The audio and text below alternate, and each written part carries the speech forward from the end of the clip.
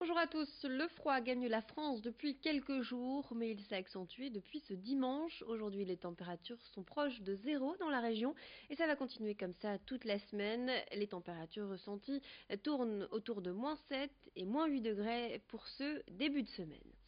Et en pleine vague de froid, la problématique des bidonvilles est évidemment au cœur des préoccupations. Aujourd'hui, selon le collectif Rome de l'île Métropole, près d'1 millier de personnes vivent dans des abris de fortune en périphérie de la ville. Mais la situation pourrait bien évoluer dans les prochaines années. Le gouvernement a en effet validé un plan d'action sur 5 ans pour permettre aux collectivités locales d'aider les habitants de ces campements en les relogeant. En parallèle, la ville de Lille et la préfecture viennent d'être condamnées pour l'expulsion illégale d'un couple d'origine roumaine en novembre dernier.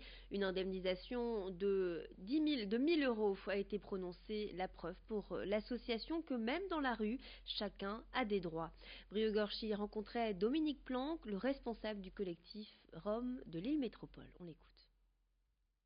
La plupart des personnes qui habitent dans ces bidonvilles sont dans une volonté d'insertion. Les enfants sont à l'école, certains travaillent ou sont dans des procédures aussi d'accès par l'insertion vers le travail. La question aujourd'hui, c'est de respecter les droits des personnes. Et c'est aussi pour ça que nous, on demande vraiment un moratoire sur les expulsions. Il faut arrêter les expulsions sans solution puisque ça retarde l'insertion. Donc on voudrait que cette instruction permette de mettre en œuvre un moratoire pour qu'il n'y ait plus d'expulsion et pour que tous les moyens soient mis en œuvre pour faciliter l'insertion des personnes roms qui le souhaitent. Ce matin, dès 8 heures, des salariés de l'entreprise Pinky se sont mobilisés auprès des syndicats. Ils ont distribué des tracts à la population au niveau du rond-point de la Haute-Borne à Villeneuve-d'Ascq.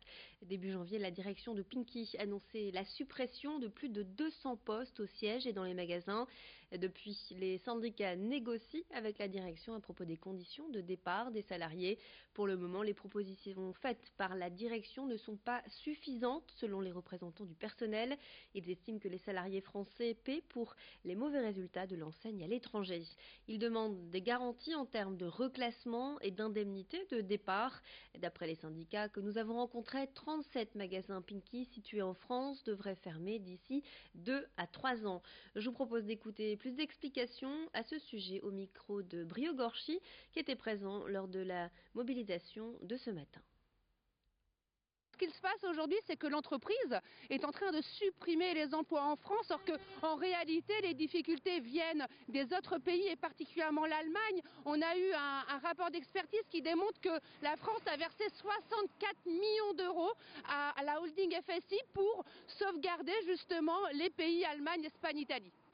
Les salariés du Nord, malheureusement, payent les pots cassés, payent le manque de stratégie de l'entreprise qui n'assume pas aujourd'hui que Pinky ne fonctionne pas en Allemagne et préfère détruire l'emploi en France qu'en Allemagne.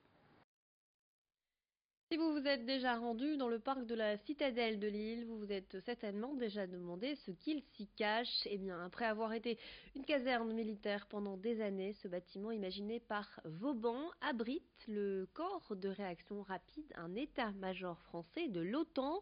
La forteresse abrite 430 militaires de 15 nationalités différentes et a pour mission de protéger les pays alliés. Ce lieu sera exceptionnellement ouvert au public à l'occasion des 350 ans de la Citadelle. Au programme, il y aura des conférences sur l'histoire des lieux et ça se passera dès le mois d'avril. Le 25 mai, un autre événement vous permettra de pénétrer dans ce lieu mystérieux, un festival de musique militaire avec des orchestres de corps d'armée internationaux. Puis, lors des Journées du patrimoine le 15 septembre, d'autres festivités et visites seront organisées. Xavier Silly a été sur place et a rencontré le général de corps d'armée Thierry Corbet. En fait, il s'agit à la fois, comme je l'ai déjà dit, de faire redécouvrir ce patrimoine unique de la ville de Lille, et puis également de dire à nos amis lillois qu'ici, maintenant, dans la citadelle, il y a un état-major multinational qui travaille à la défense de l'Europe. Hier, cette citadelle repoussait l'assaillant, aujourd'hui, il rassemble 15 nations. Hier, la citadelle participait à la défense du précaré français. Aujourd'hui, le corps de réaction rapide participe à la défense de l'Europe. Et dans la suite de notre édition, on vous emmène à la découverte d'un lieu plutôt atypique, la chapelle Saint-Éloi, située dans la campagne de Luynes, près de Moucron.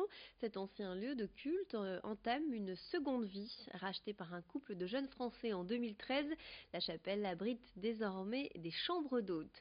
Reportage signé Brio-Gorchy.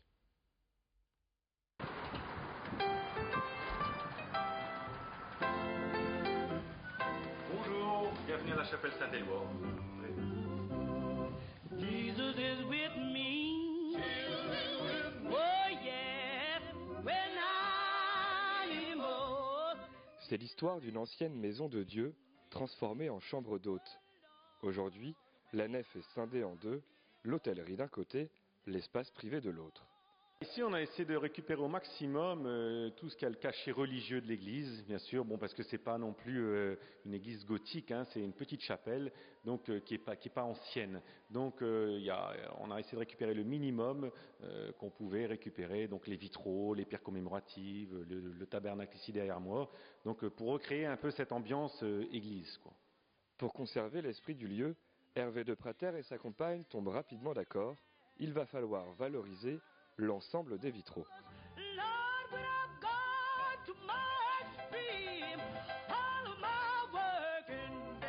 On a le vitrail Saint-Éloi qui est l'emblème de l'église qui se situe juste derrière moi. Et le reste des vitraux qu'on a récupérés dans l'hôtel, donc Jésus, Marie et Saint Jean, eux on les a replacés dans les pièces de passage. Comme ça tout le monde peut profiter aussi des vitraux. Bon, bien sûr ils ne sont pas éclairés par une lumière naturelle, c'est une lumière artificielle, mais c'était très très délicat à déplacer parce que c'est très très fragile. Donc ici on a le ferronnier qui nous a fait un encadrement ici, tout le tour des vitraux afin qu'on puisse les déplacer, parce qu'il faut penser que ces vitraux-là on les a tirés au début des travaux, donc pendant 2 ans on n'a pas arrêté de les déplacer. Donc ça a été très très délicat, on a fait très attention pour pas les abîmer, quoi. Enfin bien les replacer, quoi. Désormais, cette ancienne chapelle abrite 3 chambres d'hôtes, un spa ainsi qu'une salle de conférence. Pour passer la nuit dans ces lieux, sachez que les tarifs oscillent entre 80 et 200 euros. Voilà, et vous pouvez retrouver l'intégralité de ce reportage sur notre page Facebook. C'est la fin de notre édition. Tout de suite, votre météo. Restez avec nous.